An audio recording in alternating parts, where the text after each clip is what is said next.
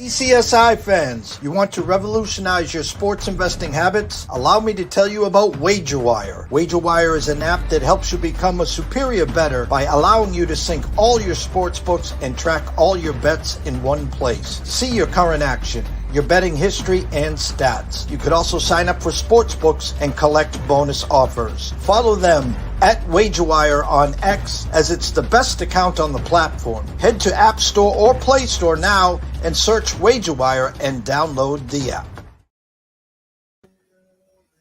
Good afternoon, sports fans from all around the globe. I am the host, Jeff Dawson, East Coast Sports Investors, and it's that time of the week.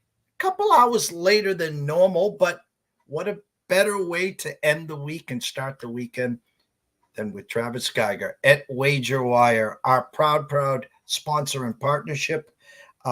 Big plans for the rest of 2024 and beyond. Travis and Zach, second to none. And start joining their community now before you get left at the train station. And if you haven't downloaded the app, please run on over to Google Play, wherever you download the app. It's free. Take advantage of the sports books that are available in your state. Scroll to the bottom, start downloading them. Take advantage of the promos, the match plays, the deposits, et cetera, et cetera, et cetera.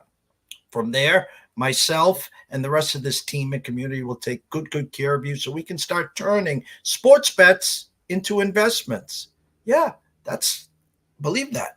You can actually profit, or like I say, win, grin, and profit. That's the name of this game. And if you want to join this team and family, send an email to affiliate@wagerwire.com. Travis and Zach and everyone will take good care of you, I promise. So without further ado, the star of this show, the one and only, Mr. Travis Geiger himself. Hey, Jeff. Good to be on the midday this time. The midday, and the sun is still up here in sunny Cape Cod. It's only 2:16 back west. How you been, Travis? I've been great, my man. There's been a lot of exciting stuff happening, but like you said, this could be the last weekend with hockey and basketball, so we're just going to try to soak it up. Well, listen, there's a lot of other sports there. Your tech team will have to get a little fancy. I know football, everyone's waiting for football, but we're going to pump the brakes. We got a full summer of baseball, an Olympic year. There's some niche sports out there. There's some Premier Lacrosse. There's some Canadian Football League that I was just talking with Andrew McGinnis from Wager Talk on. So there's plenty of action still out there, my brother. Yeah, I think golf is obviously really interesting. I think the MLB is actually fun to watch this year. But like you said, the Olympics, I'm going to be in Paris for the start of the Olympics. And then our friend Matt Chaparellis is going to be there. We got a few former gold medalists we'll be hanging out with. So we'll be coming to you live from Paris those 2 weeks, which would be great. Shout out to Daniel Berry from Sports Highlights. Thank you so much, as always, for joining. Of course, Mr. Russell Saylor in the house. Any chance Boston in the NBA would like a Game 5? Well, let me say this, Russell. I was talking backstage to Travis and Zach. I was talking with Andrew earlier. The Boston Celtics have not had what we will call the Boston brain fart game in a while. If you go back when the playoffs started, Game 2, double-digit favorites against the Miami Heat without Jimmy Butler. Miami didn't just cover, they won the game outright. And then the next series, the Cleveland Cavaliers, double-digit underdogs at the Garden. They didn't just cover, they won. And since then, I think the Celtics have rattled off 10 straight road wins, 15-2 overall, opened up 1-point favorite. No one knows which teams are going to show up. So I'm going to say yes. Instead of celebrating like rock stars and winning tonight and having a good time, and having a parade on Monday, I think there's going to be a Game 5 on Monday, Russell, where the Celtics hope, I said hope, to raise banner number 18. That's right. Well, you want to flash the screen for the people, because we got some stats around this that are interesting. I love calling this the fart game. So we're going to have the brain fart game tonight, we think, or it's going to be a sweep. But I'll tell you why I like what you're saying, because it's very rare for a sweep to happen, especially a Boston sweep has only happened once in 1959.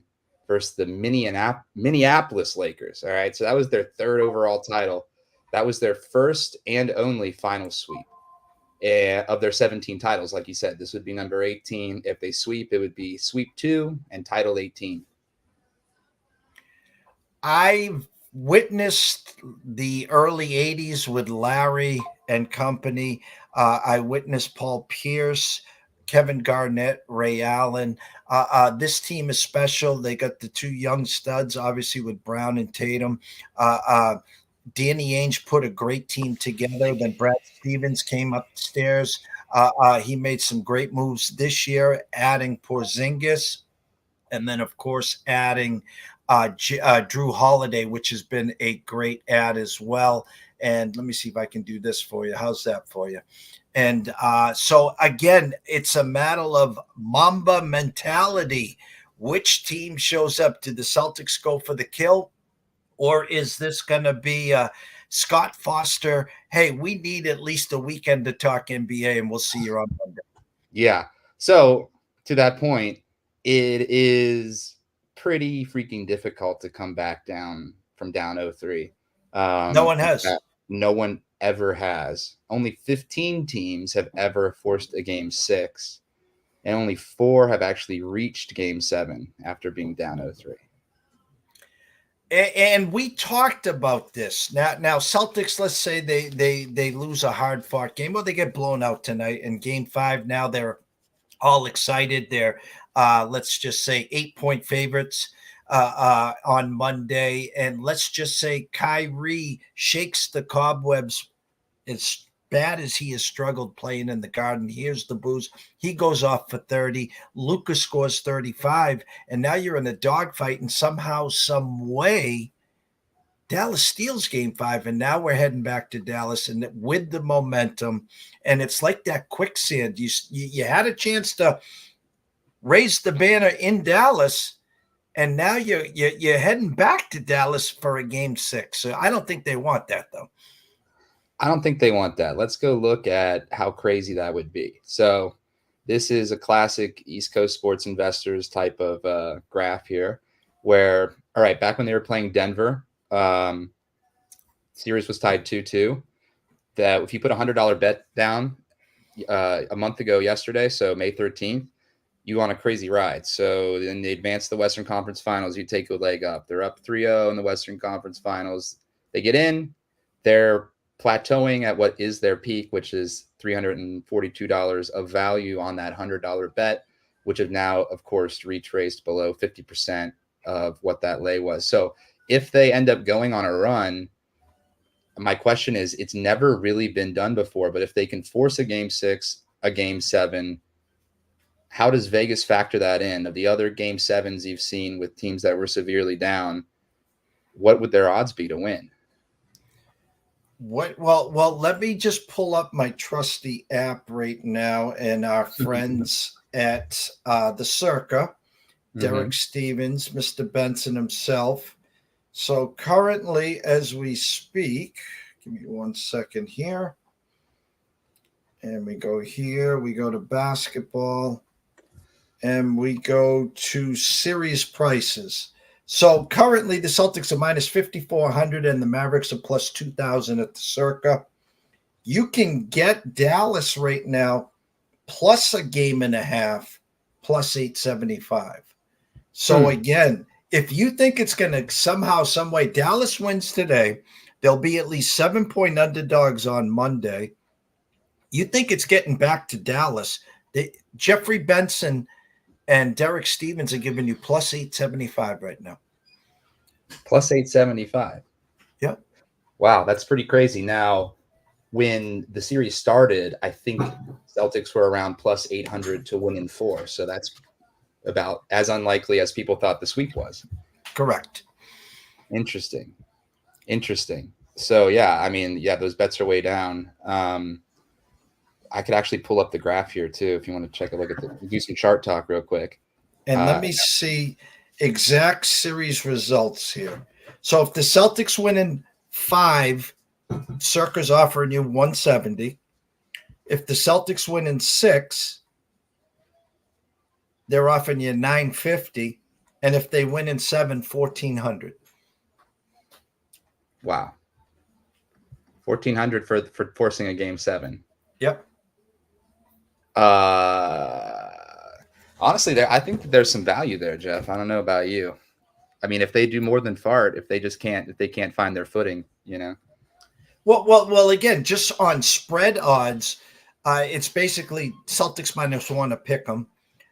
They'll be 7.5 on Monday, and then I think it's Wednesday or Thursday they'll play Game 6, and it will be Celtics probably minus about 2.5 because they're going to say the buck stops there.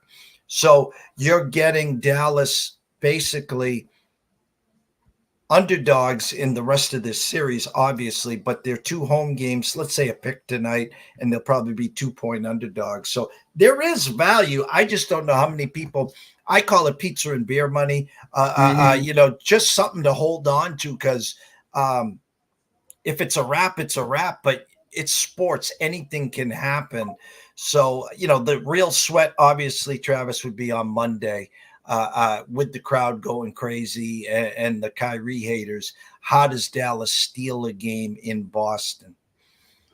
Yeah, so Kyrie still has not won a game ever since stomping on the logo, which I know has been going around. But it's pretty amazing, actually, Jeff, when you think about it, to go on that cold of a run. I know that we're just tying it to that moment, but there's something to it, I think. Do you believe in that kind of thing?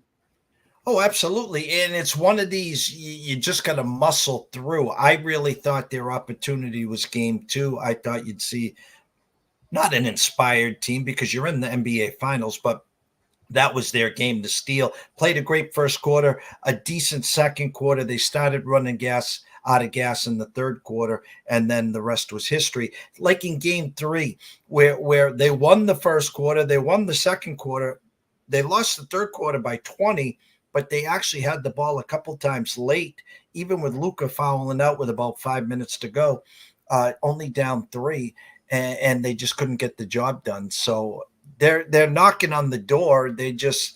No one's there to answer. Throw that up on the screen if you would for me, Jeff. Yeah, they're knocking on the door. No one's there to answer. And since May 28th of 2021, Kyrie Irving hasn't beat the Boston Celtics, which is pretty amazing, since May 28th, 2021. So think of it what you will. But I kind of like the curse to continue. So that's the only reason I'm rooting for the sweep, is I don't think Kyrie should ever beat the Celtics his whole career, just to keep some random curse alive. But that's just kind of the sports fan I am.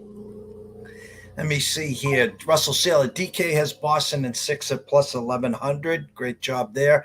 And Amber says, hi, Jeff and Travis. Great show as always. Amber, thank you so much for joining us. Thanks, Amber. Okay, that's the curse. I want to just take a minute to acknowledge how cool this picture is. So let's you want to just take a little quick look at NHL? We can look at this chart, and we could also take a look at the graph odds if you want. But starting here, same situation, similar type of script with the team down 3. I don't have the offhand stats on how hard it is to come back in a 7-game series down 3 in the NHL versus the NBA, but I imagine it's probably equally unheard of.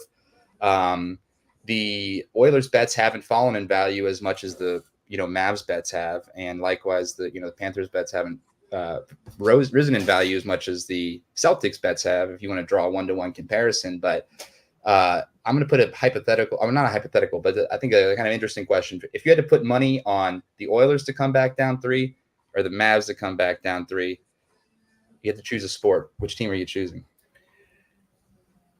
I think home court versus home ice is a big difference, as in it used to be home court in basketball meant a lot more than home ice in hockey. These teams can win on the road just as easily as they can at home. From a sports standpoint, from the 2 series, if you said one of these is going 7, I would actually lean more towards the Oilers, even though I think the Panthers are the better team. They got Bob, who's standing on his head. Oilers have McJesus, Connor McDavid. They have Leon. They have a whole country on their back trying to bring the cup back to Canada. I think if we talked about it backstage, Biff's Almanac, if one was to go to 7, I think it would be hockey. But do I think either one's going to go to 7? No, I think both sports would be ecstatic to get it to a 5 or a 6 and say, all right, we're in the middle of June. Let them have the offseason. Let the NBA get ready for the Olympics, and you'll be in Paris, as you said, and the hockey guys can take a break. Hockey guys need a break. They've been playing for a while. I agree. Yeah. Okay. Well, by the way, I want to let everyone know, if you go to wagerwire.com, go to the very bottom of our page, you can sign up for our newsletter, which is what we're looking at here. It's pretty cool. And if you wanted to give some time to this, Jeff, I could do a little educational bit for everyone listening on Twitter about some of the deep fakes that have been going around. I also put it in the comments of one of our retweets that, wagerwire.com/#subscribe will also get you there. This comes right to your inbox. So something I'm kind of passionate about is like media literacy, actually, because I think that a lot of people are just draw a lot of wrong information from a lot of things that really they're just looking to have confirmation bias. Maybe it's easier to just continue to scroll and believe that something happened than to actually challenge your beliefs. So people are going to prey on that. They're going to make deep fakes of people that you know saying things that you maybe want them to say or expected them to say or would get enraged by them saying, and they're going to do it deadpan, and you're going to bite and you're going to get suckered. So how do you avoid that? And we all do it. It's actually, I started this because there's a couple athlete press conferences that went, and I was like, oh, okay, I guess that person said that. They didn't. One of the most popular forms of deep fakes in sports and sports betting world right now is the press conferences afterwards, where they make people say shit that they don't say. So we'll get on how to look for it, but let's take an example. Okay. Caitlin Clark did a Angel Reese did a post-game interview where she says, if I see Caitlin Clark, it's on site, meaning I'm basically going to beat her ass, right? She didn't say that, right? But people wanted to think Angel Reese is a violent person. They wanted to think that this is, a rift that's actually happening, that these guys really have a beef or whatever. And some people are even conspiratorial about it, saying the WNBA is doing this to whatever. So Buttcrack Sports is one of the troll accounts that's going to try to capitalize on this. So what are they going to do? They're going to take, the post-game footage, and they're going to say, they're going to make Angel Reese say, I'm going to beat Caitlin Clark's ass. And then everyone who comes along is going to say, yeah, that makes a lot of sense to me. It seems like that's exactly what she wants to do. And she's saying the quiet part out loud. Now, eventually on Twitter, a community note gets added to this, but only after 1 million people have seen it. And even though this is completely fake, no one is taking the time to really blow the whistle on it, or maybe they just it's more fun to engage in something because it's actually, this is what they want to have happen. So of the 3,000 comments, only 250 even questions its authenticity. People just really believe now, in their mind, this is part of the real world narrative between these two girls. And it's not. It's some loser who's obviously got butt crack problems trying to stir this shit up. And look at all these good American people that are biting on it, This is why people don't like her. Wow, this really escalated. Crazy thing is, Caitlin didn't even ask for any of this. Who dat jag? You can really tell where people's biases are. They're probably de facto wanting to root for one side or the other, and they're just looking for that thing, that little piece that they can. And good on you, all you assholes who put your 2 cents in here. I'm sorry, but if it's a clearly fake video when you look at it. And so the people that are really culpable are the people that probably think in the back of their head that it's fake, but they'd rather just still dogpile on. And you get all these people saying really mean stuff because they need an excuse to say it. So what these deepfakes really do is give people an excuse to say it. And it's not just people like us, it's celebrities too. I mean, Pusha T, Jason Tatum goes off on reporter throwing the Celtics Game 1 win versus Mavericks. That didn't happen. But Bush is like, oh, I get that. I understand what that I can tweets. I understand that too well, to his 2 million followers. Antonio Brown, not necessarily known as a bastion of genius, but tweets #CTESPN of the same fake thing. because they're feeling some type of way, and they're bringing it to it the same way these drones up here are doing the same thing. So what did we learn today? You really need to look closely, and I'll tell you exactly how to determine it, okay? In NBA press conferences and WNBA press conferences specifically, listen first to the unnaturality of the voice. If there's pauses or affectations that you're not used to hearing, it's because they have to synthesize, in this case, Angel Reese's voice. They get different patterns. Now, they're not going to have her say every word in the English language, so they're going to have to bridge that with words that the AI basically imitates in the style of what they've learned of her voice. But depending on how much they feed it, it can be pretty good. But you want to listen to the pacing, the rhythms, the pauses, right? Kind of like when you do your text-to-speech function on your iPhone, it kind of can sound like robotic in the way it goes between words. This is not going to sound robotic. It's going to sound human, but there's going to be something baseline unnatural about it. So first thing you do, make sure you know if it's coming from something like a Butt Crack Sports. But if it's coming from CNN, you should have the same exact critical eye, because mainstream media has been duped many times too. So listen, look. If you look really closely, when you suspect, because these two things, you're going to say, this either sounds like something they wouldn't say, or it sounds weird. And you look at who posted it, you look at who's tagged in it. In this case, it's actually a company trying to sell an app that does AI imitations, right? So but people are lazy, so maybe you don't want to click into the stuff, but you could have that gut feeling. Look at where the mouth is and where it meets the cheekbones, and if the jaw is moving with this, that the jaw is matching the words. Because one thing that's really hard is for the AI to do a neck replace and a shadow replace and make that jaw flap. So what you end up with is something that looks, if you look closely, something like one of those old Conan O'Brien sketches or whatever, where they just put the mouth on the thing, or like the SpongeBob pirate, right, is like a good example. Are you ready, kids? You know, if you look closely, that's what it's going to look like. And then you should always report it, because you don't know if you're the first person to see it, or if 3 people have, but it hasn't tipped the community people to actually do anything. So be on the lookout, because at the end of the day, in this instance specifically, it really is about racism, race baiting. And in the future, that's going to be a part of our election cycle. So it's good for people to keep a super sharp eye on what's going on, because you're the target, right? These people aren't doing deep fakes so they can feel good about themselves. They're doing it to fool you. So that's in the newsletter. We also have some, music and movies we recommend, and we're previewing Paris for the Olympics. I got some French culture in there. And importantly, next week in the WagerWire app, something revolutionary, being able to buy and sell pick'ems. For the first time, you'll be able to buy and sell daily fantasy lineups, and you'll be able to do it right inside the WagerWire app. It's going to be a revolution, and everyone who's an ECSI fan, you already are trained to think like this, so you're going to love it.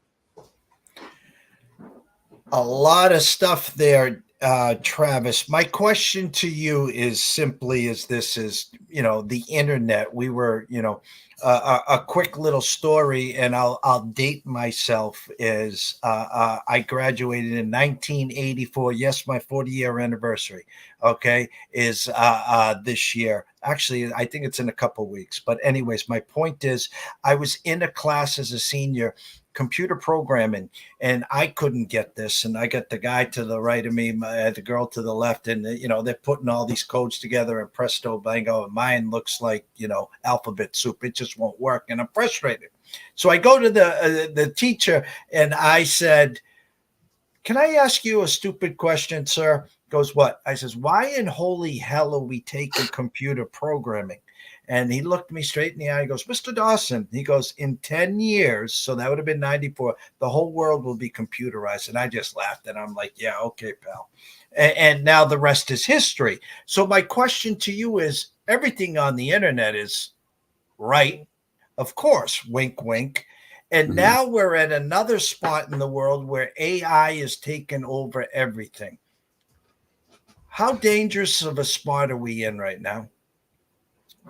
Well, I think that AI is like a tool, just like computers were, right? In fact, it's maybe just it's a continuation of that. And really, when I say a tool, I mean, if you have an idea and you want to enact it, a tool is something that makes that happen faster or with like less effort, right? So in something like what we're doing, creating content, et cetera, it can be really powerful in getting from A to B. But what's dangerous is two things. One is in the ideation of the original idea, having that come from a computer, because what you're going to get is an aggregation of a bunch of sources that you don't know, that's been repackaged with the store brand, and you could be eating Soylent Green and you don't know it. It's going to taste the same as rotisserie chicken, and you're going to be consuming stuff that in good nature you think is fact, but in like maybe worse intentions is actually not. So how do you equip yourself and arm yourself? Because we're not going to stop it, right? And I put the genie out of the back in the bottle, and I don't think it's necessarily a bad thing,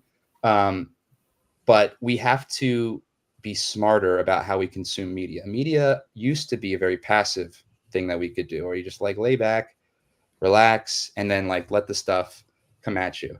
But it's no longer purely entertainment. There's information in everything, and there's information that affect our biases and our worldviews in everything, even in sports, like how Caitlin Clark and Angel Reese became a lightning rod has more to say about America than it does about those two women. But because of that, they're now going to be coded with different information that's going to be meant to affect you or enrage you, and it's going to try to inform you, but it's really not. And it's because those narratives, those stories, those things that used to be entertainment are now vessels for people to try to affect you.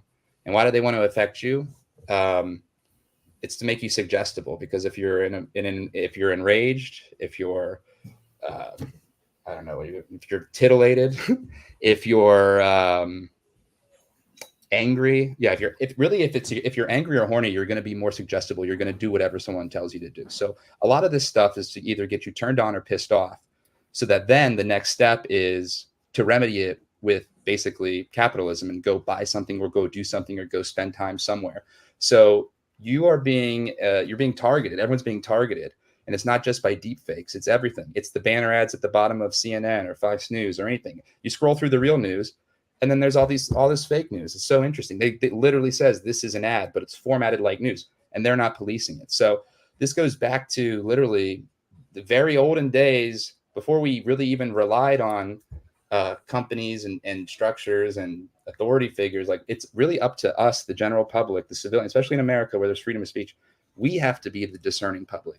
We can't trust anybody as arbiters of the truth, because every person on every side has abused that role, and we have to take the power back, which I think shows like yours is great. People things, even Twitter can be great, where we can talk directly to each other, but know that everyone doesn't have the best intentions, but your gut instinct's generally right. If someone's saying something you didn't think they were going to say, they probably didn't say it. And if they did say it and it's that crazy, it's going to be a lot of places besides where you're seeing it. Russell says Travis ought to check out the 1962 speech from Aldous Huxley entitled The Final Revolution. Yeah, I'm a big Aldous Huxley fan. I will definitely go back and look at that speech, Mr. Saylor. I appreciate it. For the people at home, Aldous Huxley is known for The Doors of Perception, and also probably Brave New World is relevant to this conversation here too. He says you're describing a digital Truman Show. Yeah. We can get into the Truman Show too. But this is all really interesting. I actually didn't know if I should take on this topic because it's like very loaded, but I realized like there's not a lot of shit out there to help us guard against this. And interestingly, one of my main things that I did in my research of this was talk to ChatGPT for a long time, because I felt who better to help me understand how I would spot robots than a robot themselves. And for now, their loyalty is to us and not each other. So it's okay. So basically, in a nutshell, if I'm understanding this correctly, this is clickbait on steroids. It's clickbait on steroids is a polite way to say it. Yeah, it's clickbait on steroids. Sure. Yeah.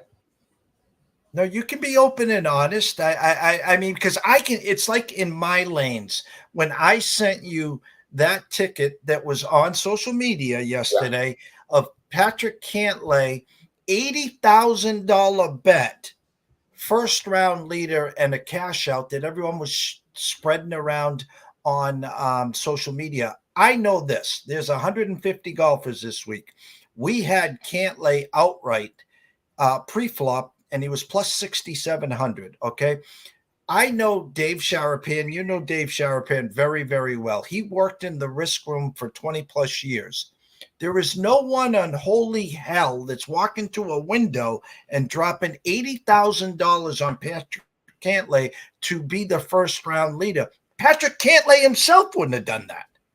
No, and if somebody was, like you said, the people at the book would say, okay, who's got an inside track? Is he going to throw it? You know what I mean? Like, yeah, or I mean, it's something we don't know, because there's no way you put something on that long of a thing, that random of a thing. And of course, now it's everywhere. It's on Action Network. It's on VR. It's on Bleacher Report. It's everywhere.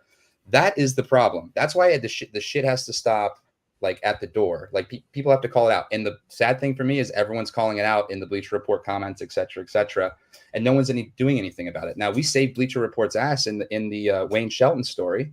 Okay, they were going to interview the wrong guy, thinking he was Wayne, because this guy was saying it was his ticket. No, we reached out to Wayne. It was WagerWire's app can verify that it's actually their bet. But there's so many we talk about bets now. There's so many Photoshop bets out there. There's so much fake. It's so easy to Photoshop a bet. We did a April Fool's joke about a Photoshop Otani bet from Macau on a fake site we made called TMZ China. It doesn't take a rocket. The difference now between even 3 years ago is it doesn't take a rocket science to spin up an entire facade of an entire company, an entire journal, like whatever. It's really easy to make stuff look like it exists. And that means it's really easy to fool people, because you can go 3-4 levels down. Like, we created this whole, and I actually wrote an article about how we spoofed the whole thing. People just need to be vigilant, because, like, I guess it's okay to want to be lazy. And it's sad that, like, social media makes us be so, like, you know, engaged and brings all the real world stuff into it, because it used to be a bit of an escape. I hope it still can be. It's just gotten so real. But, like, don't get fooled. You know, it's on you. Everyone, this is on you. So if you guys are out there, just be vigilant, because it just takes that now, unfortunately, because it's really easy for really not that bright people with maybe not so good intentions to insert themselves in your life and make you feel things that you wouldn't have felt otherwise. And you're feeling them for reasons that you don't need to, because it's not real.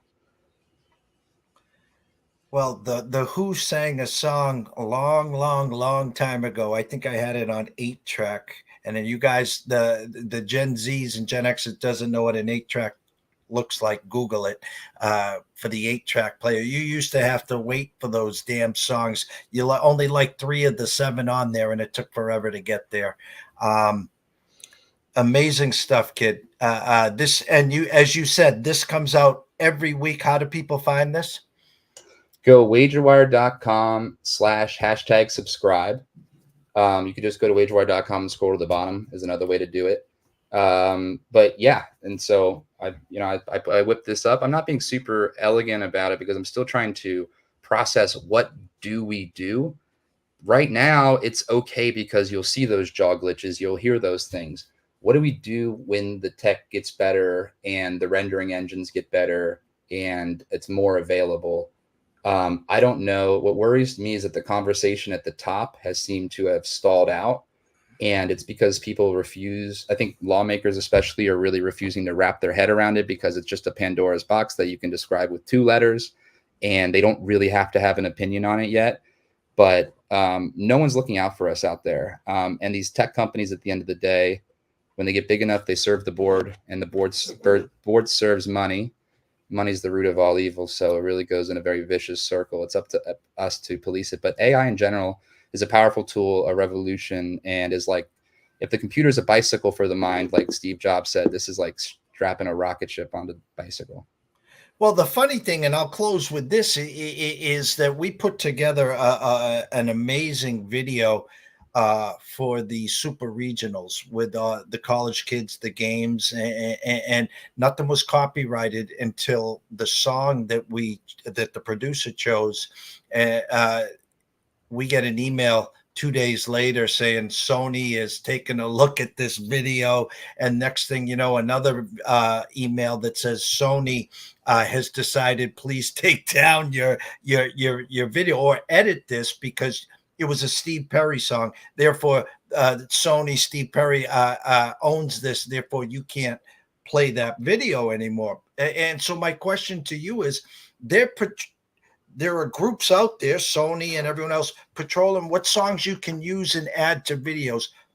Is there going to be a group finally patrolling this, saying, hey, and instantly take this down, and there's repercussions for this? I don't think so.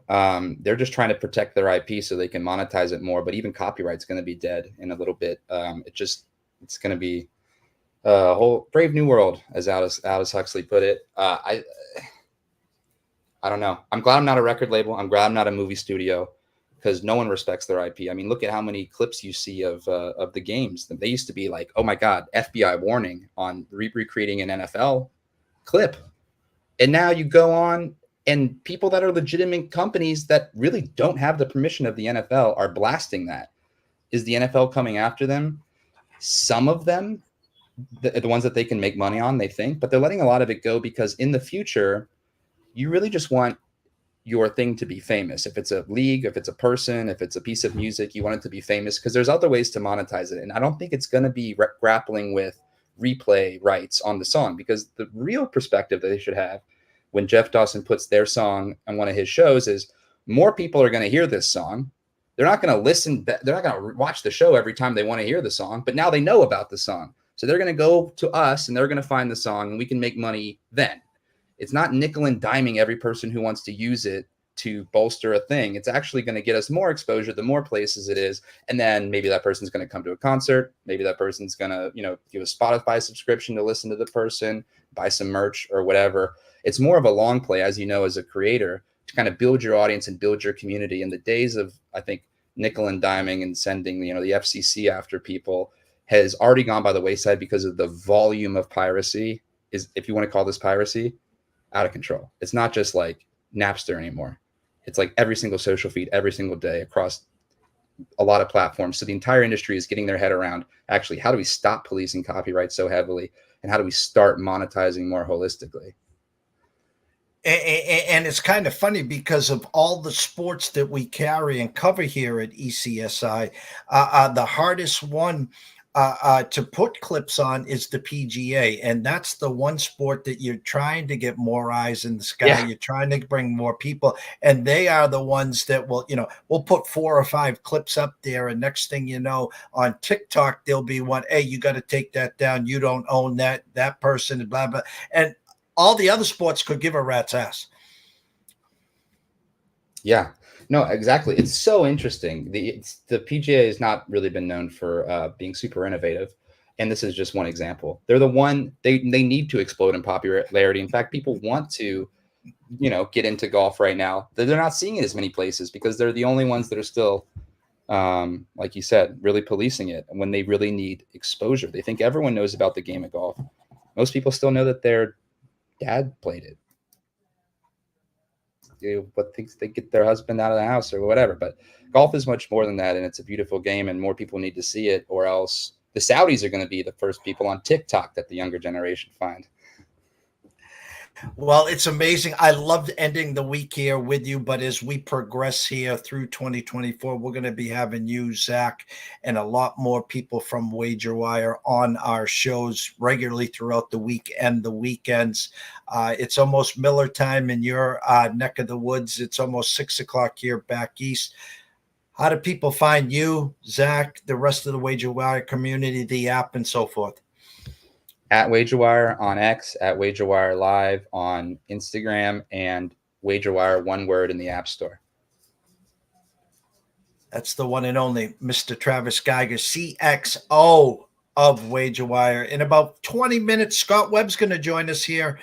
He's going to put on his own MLB show talking about tonight's games, his leans, where to put your dollars in the window for the MLB. And if you're bored, 8:32 this evening, East Coast time, 5:32 back west, I will be joining Dave Sharapan, Matt Peralt on the Sports Grid for tip-off of the Celtics and their NBA marathon. It's been an amazing week. Thank you, Mr. Saylor. Thank you, Amber, and the rest of this community. Standing room only for this show. Guys, have a great, great weekend. Enjoy happy hour. Pass those apps, please, and we'll see you soon.